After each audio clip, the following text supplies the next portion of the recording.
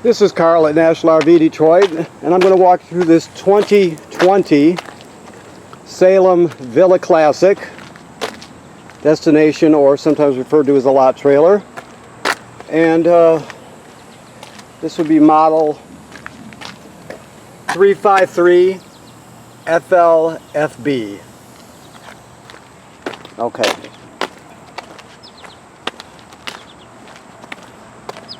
So, this is your city water hookup right here. It's the most common way to get water to the trailer. Just hook it up, turn it on, and you're all set. This is access to the bedroom from outside. You've got a power awning with LED strip. This is your water heater, which is a 10-gallon heater. And the switches to operate it are inside the trailer.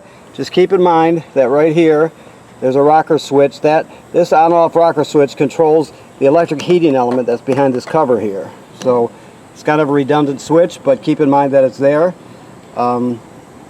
If you need to drain this system, there's the drain plug right there, and it's an 1 1/16" 6-point socket.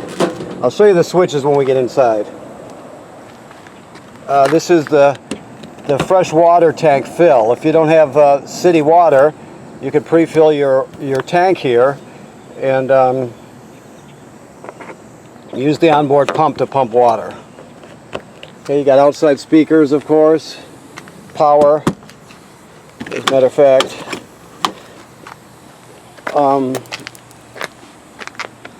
Okay, you have a second entrance, of course, with a sliding door, like so. It goes right into the living area. Okay, 2 LP tanks, a deep cycle marine battery right there, 2 slide rooms.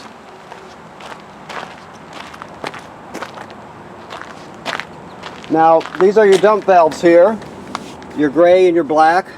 The black is toilet water and waste, and the gray tank valve is sink and shower water. After you dump the black, first of all, you dump the black first, and then wash it out the hose with the gray water, just cleaner, dirty water. After you dump the black, you can leave the valve open like it is right now, and then you hook a hose up to this Santa flush right here, and it'll flush out the black tank and get it nice and clean off the sensors, that sort of thing. That's your dump hose there. These are just some center type hubcaps. You got a 50 amp 30-foot cord with reducers. Cable and satellite through. And back where we started at, the city water connection. Okay? So let's go inside.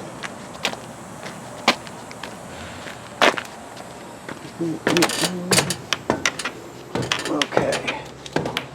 So, the awning right here, for your power awning, there you have it going out right there. Always keep in mind that you never want to leave it out unattended. So if you're not at the campsite, you want to roll it in. These are your control panel here. Outside speakers, ceiling light right there. Your slide room here. Okay. The water pump, I told you have an onboard water pump. That's right here. Your water heater on gas is right there. So light it on gas, you light it right there.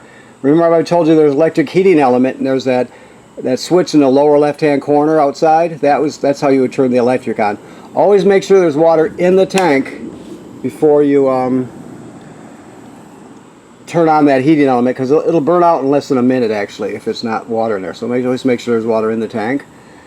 So your battery's charged, fresh water is empty, black, 1, 2, gray and galley, they're all empty right now. They graduate up in 1/3 increments. Once you get past 2/3, you got to start thinking about dumping the black and the gray tanks.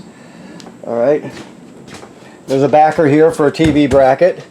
This green light, you can shut it off here, but you want it on. It's for the signal booster for the digital antenna. So if you're using it to the TV over the antenna, you want that on.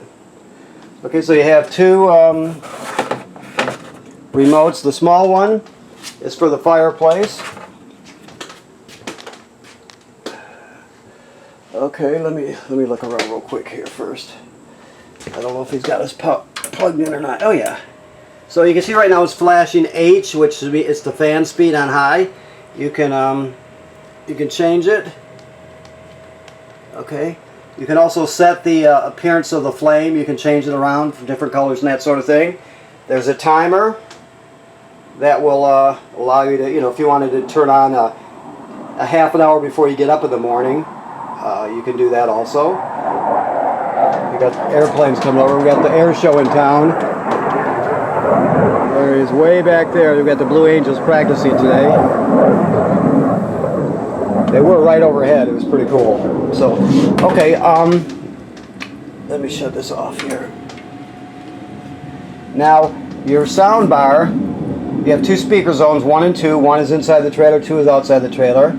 You have a USB to stream off of. You've got FM radio. Also, it has Bluetooth, so you can hook up wirelessly with your phone or your tablet. And this HDMI is an in. So if you wanted to get a, let's say, a portable Blu-ray player, for example, you could set it right in here, plug it in, and go straight into the system that way. You could also use one of those game machines if to keep kids busy on a rainy weekend or something, and some adults. So you can do that with the HDMI in. Okay. Now your refrigerator, this is for traveling. You unscrew this when you're not traveling, obviously, so the doors can't fly open and break something, or dent them, I guess would be more like it. Your microwave works like any other microwave. Your range has a sparker on it, so you're going to spark it by turning it clockwise. Let's see here. I don't know if you can see that, but there's 2 of them way up there. Okay, enough of the Blue Angels. I'm obsessed with them today, I'm sorry. So you just go to light it and then spark it by turning it clockwise and it lights, okay? Very simple. Now, for the oven, all the way at the bottom to the back is a pilot light. So I could spark it, maybe you can see that, maybe you can't. But to light the oven, you're going to go to, on the oven knob, which is all the way to the right, you go to the picture of the pilot light, you depress it and keep it depressed. Then with the other hand, you'll spark this, turning it clockwise until the flame, or the pilot light, lights down here. Once it lights, you still hold it in for another 10 seconds or so, and then go to operating temperature. When you shut it off, the flame goes out, obviously, but so does the pilot light, so you have to relight the pilot light each time you use the oven. Alright. Let me walk back over here, see if I walked past anything I should have told you about. Okay, so this device here is your carbon monoxide and LP gas detector, right? Should always be green like it is. If it goes off, you take everybody outside, leave the door open. Turn off the gas up front and figure out what's going on. Alright. This device here is your power converter. It converts AC to DC power. So you can see you've got regular circuit breakers like you'd see at home. 110 AC, and they're all labeled. Then the power is converted to 12 volt DC on this side. And you have 12 volt fuses, and they're all labeled. Okay. If this also tends your battery, so as long as you're plugged in, it'll sense how much energy your battery has, and if it needs, if it's getting low, it'll send 10 amps up there. If it's charged, it'll just trickle a couple to maintain it. So it's smart in that sense. It will decide how much power to send that way. This is just your vacuum. Somewhere in here there'll be vacuum attachments too. We'll keep our eyes open for them. But there you have it right there. This is your thermostat.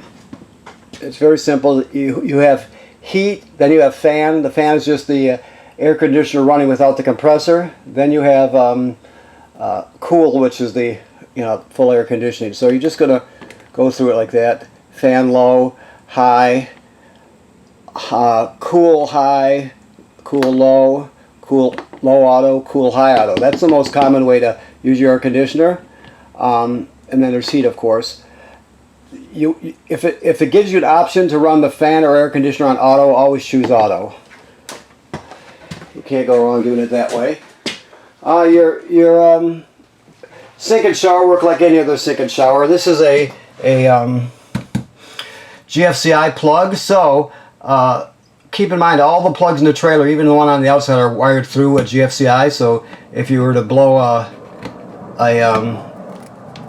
breaker out there, or trip a breaker, or a GFCI I should say, you would come back in here to reset it. So even the plug on the outside. So there's probably a second GFCI in here. It's probably towards the front, so it would be one of the two. Hopefully that made sense. Always run your fan with the shower to pull the humidity out. Now, the black tank is directly below, right down there, right? That's your flush pedal right there. So you have to have water and chemical in it to start using the toilet if you're not familiar with these RV toilets. So after you plug in your power, hook up your water at the campsite, you'll come in here. You'll have 1 dose of chemical for the toilet, whichever brand you use. You'll put a dose right in the bowl. Then you'll step on the pedal. Water will come swirling out and flush the chemical into the bowl and or into the black tank and start filling the black tank with water. You stand on it long enough to put about a gallon or so of water in the black tank.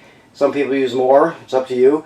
The thing is, you got to have chemical and water in it before you start using it. Otherwise, the smell will be severe anyway. You probably would never do it twice. Okay. So this is the bedroom, of course. There's a second switch for the slide room here. Okay.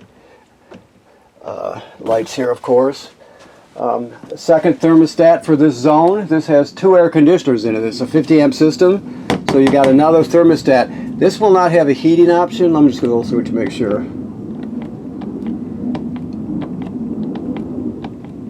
Yeah, so there's no heating option. It's just fan or air conditioner. But I imagine that's a 13.5 air conditioner. In this bedroom space, it would get mighty cold. You could ice skate in here if you really wanted to.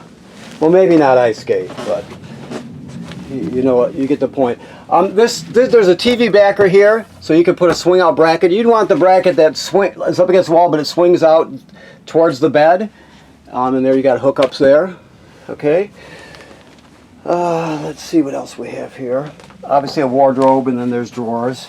There's also storage underneath the bed, which is kind of a foot locker type thing. Okay. Let's come back this way. Okay, I just want to make sure I'm getting everything here. This is a sleeper sofa, so you pull the cushions, the back cushions off, then you lift it up right here. It folds out 3 panels, 2 fold out, and then the back one falls in place, so it's a 3-panel foam hide-a-bed, so it's actually a halfway decent place to sleep. So that's good. If you are traveling, mostly sit on lots, but remember to tie your chairs down so they don't bounce around and break something. You got 2 recliners here. I've got to move it out a little bit here, if we can. There we go.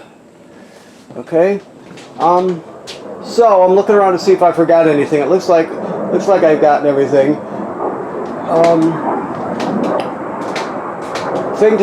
First of all, thank you for buying your trailer here at National RV Detroit. And the second thing is, you have to inspect the roof. When you own a trailer, the manufacturer states you should inspect the roof every 90 days. So it's good for you or somebody else to go up there. Be very careful, of course. Check the sealant to make sure it's all good and tight, no cracking or separation. Check the roofing material and the vent covers and that sort of thing to make sure they're not damaged by low branches or anything like that. Just give it a good inspection, and you're supposed to do that every 90 days. So please do that. And of course you have to winterize it before it freezes, okay? Thank you very much.